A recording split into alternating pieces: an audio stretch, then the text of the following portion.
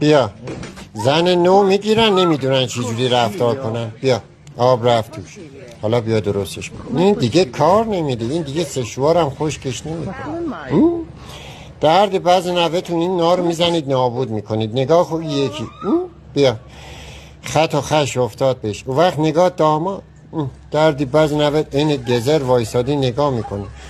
اگه ما بودیم حداقل یه فیلمی بازی میکردیم. دردی بعض نوهت داماد. بیا یکی دیگه درنی درس. این دیگه واقعا دردی بعض نوهت گله اومد بیا تو سکو. این بچه بیاره دیگه میرینه به خودش. بیا سکو یکی دیاری سکو زغزیه بیا شوهر گیرش نیامه. بیا کاسه شش گز.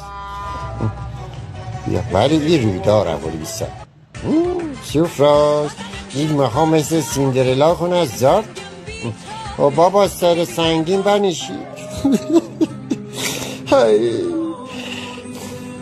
میگن چرا ازدواجا سخت شده؟ اگه ما نتونیم برای عشقمون اینجوری برقصیم کی جوابگوه؟ چرا کارهای ازدواجی رو واقعا اینقدر سختش میکنیم؟ اومدیم ما نتونیم برای عشقمون اینجوری برقصیم. آقامون طبیعت گرده زارد